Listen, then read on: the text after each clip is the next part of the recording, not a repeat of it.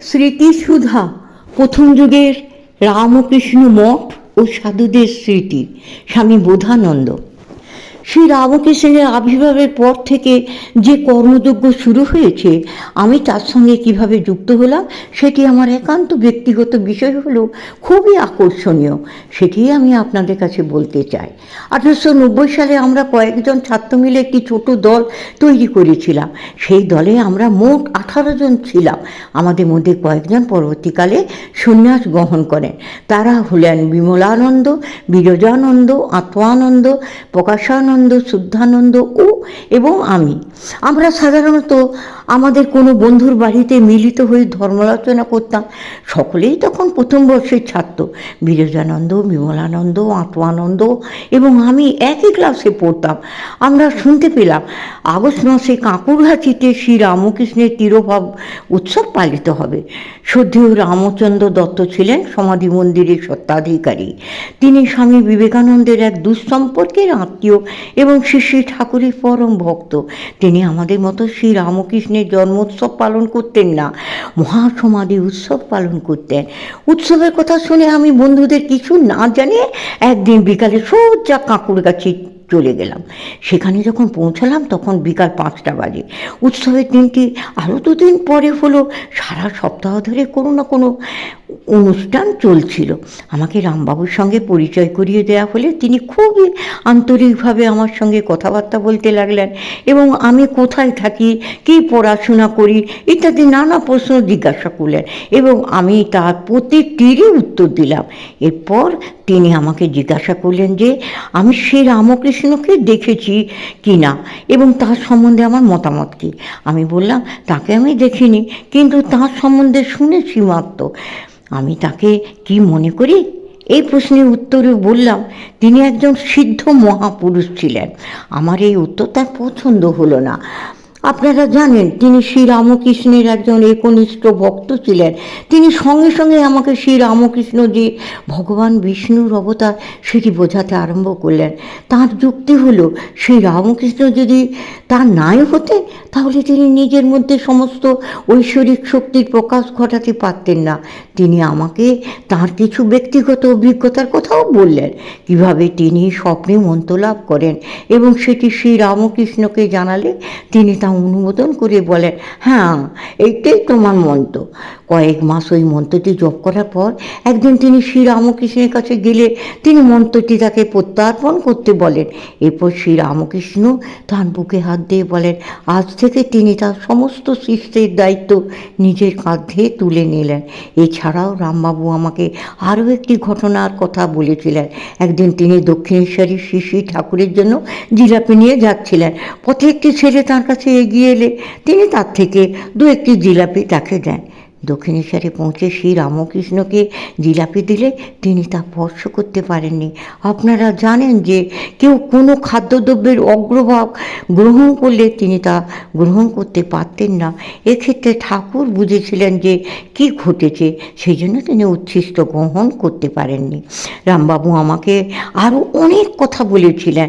তখন 6:30 বাজে, সন্ধ্যার অন্ধকার নেমে এসেছে। রামবাবু গাড়ি করে বাড়ি ফিরছিলেন। তিনি আমাকে সঙ্গে করে নিয়ে এলেন। আস্তে আস্তে আমাকে আগামী উৎসব সম্পর্কে বলছিলেন। আমি তাকে আমার বন্ধুদের কথা বললে তিনি তাঁদেরও এই উৎসবে যোগ দেওয়ার জন্য সাদর আমন্ত্রণ জানালেন।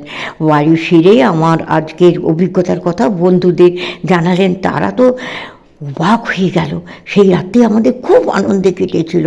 আমরা এই ভেবে উল্লসিত ছিলাম যে শ্রী রামকৃষ্ণ হলেন এই যুগের অবতার, আর আমরা খুব শীঘ্রই তাঁর স্মরণে একটি উৎসবের সাক্ষী থাকতে চলেছি। আমাদের মনে হচ্ছিল শ্রী রামকৃষ্ণ যেন আমাদের বহুদিনের চেনা। সেই রাত্রি আমরা আসন্ন উৎসব দর্শন সম্বন্ধে কথা বলেই কাটিয়ে দিলাম। আমরা স্থির করলাম মন্দিরে নিবেদনের জন্য কিছু পূজা সামগ্রী কিনে নিয়ে যেতে হবে। আমাদের কাছে কোনো পয়সা ছিল না, সেই জন্য আমরা বিভিন্ন লোকের কাছে অর্থ ভিক্ষা করতে শুরু করলাম। কেউ পয়সা দিলেন, কেউ দিলেন চাল।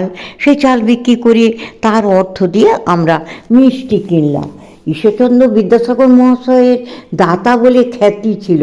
আমরা তাঁর কাছেও অর্থ সাহায্যের জন্য গিয়েছিলাম, কিন্তু আমাদের নিরাশে ফিরতে হয়েছিল।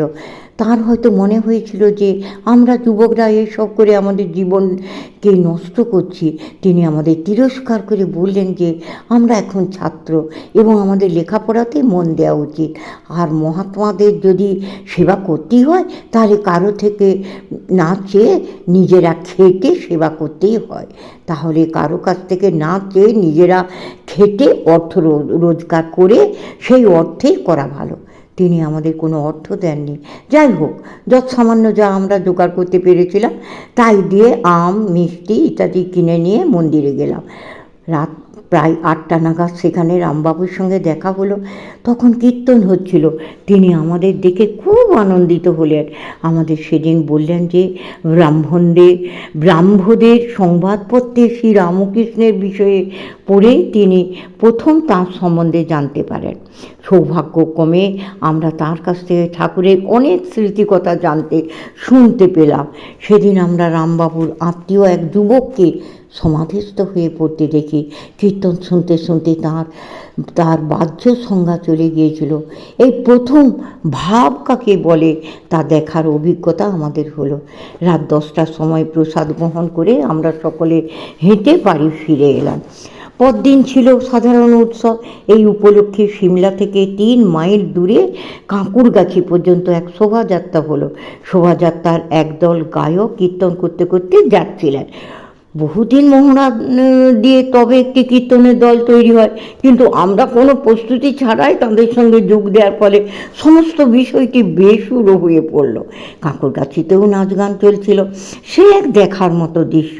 সেদিন সারা দিন ধরে পূজা, ভোগ, আরতি হলো। আমরা প্রসাদ গ্রহণ করে ফিরে এলাম। আমরা ছিলাম রিপন কলেজের ছাত্র। কথামৃতকার শ্রীম অর্থাৎ মহেন্দ্রনাথ গুপ্ত ছিলেন ওই কলেজের অধ্যাপক। একদিন আমরা ক্লাসের অবসরে তাঁর সঙ্গে দেখা করতে গেলাম। তিনি আমাদের শ্রী রামকৃষ্ণ সম্পর্কে বলতে আরম্ভ করলেন। তিনিই প্রথম আমাদের রামবাবুর কাছে যাওয়া থেকে ঠাকুরের ত্যাগী শিষ্যদের কাছে ঘন ঘন যাওয়ার কথা বললেন। আমরা রামবাবুর কাছে তাঁদের সম্পর্কে শুনেছিলাম, কিন্তু তিনি তাঁদের প্রতি খুব একটা সদয় ছিলেন না। সন্ন্যাসের আদর্শকে তিনি পছন্দ করতেন না। তিনি বিশ্বাস করতেন যে আদর্শ গৃহীর জীবন কেমন হওয়া উচিত সেটি দেখানোর জন্য শ্রী রামকৃষ্ণ এই জগতে এসেছিলেন। রামবাবু মনে করতেন, যেহেতু তিনি রামকৃষ্ণকে তার সন্ন্যাসী শিষ্যদের চেয়ে আগে থেকে চিনতেন, সেই জন্য তিনি ঠাকুরকে তাদের থেকে বেশি বুঝেন। শিমু আমাদের বললেন, রামবাবু একটি সাধারণ জাতের পাকা আম, কিন্তু ঠাকুরের ত্যাগী সন্তানরা যদিও এখনও পাকেনি, কিন্তু পাকলে ভবিষ্যতে খুবই সুস্বাদু হয়ে উঠবেন, এমন জাতের আম। তিনি আমাদের বললেন, আমরা যদি শ্রী রামকৃষ্ণের ভাবের জীবন্ত রূপ দেখতে চাই তাহলে আমাদের অবশ্যই তাঁর ত্যাগী সন্তানদের দেখতে হবে। তাঁদের কাছে আমাদের নিয়ে যাবেন বলে তিনি আমাদের কথাও দিলেন। শিমু সম্ভবত ছুটির দিনগুলি তাঁদের সঙ্গে কাটাতেন।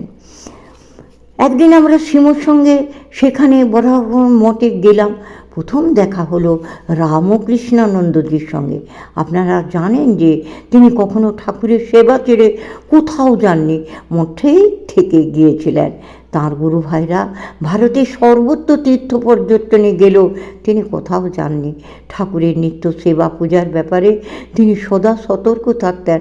মাস্টারমশাইয়ের সঙ্গে বিরজানন্দ, বিমলানন্দ, মাতোয়ানন্দ ও আমি এই 4 জন গিয়েছিলাম। রামকৃষ্ণানন্দজি আমরা সবাইকে কি করি জানতে চাইলেন।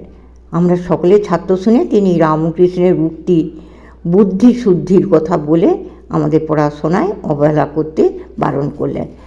আমাদের প্রসাদ এবং নির্মাল্য দিলেন। আমাদের যখন ঠাকুর ঘরে নিয়ে যাওয়া হলো তখন মনে হলো এক অন্য জগতে এসে পড়লাম।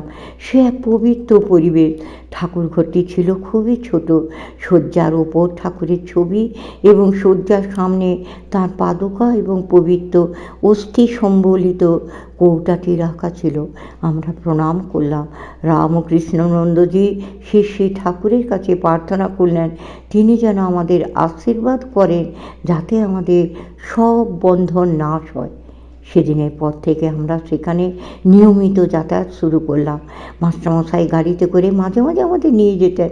তিনি আমাদের বলে দিয়েছিলেন, সন্ন্যাসীরা আসতে বারণ করলেও আমরা যেন আসা বন্ধ না করি, এবং তাদের গা পরিষ্কার করে দেয়া, তামাক সেজে দেয়া অথবা ছোটোখাটো ফাইফরমাস কাটা, এইসব কাজের মধ্য দিয়ে যেন তাদের সেবা করার সুযোগ খোঁজার চেষ্টা করি ক্রমশ।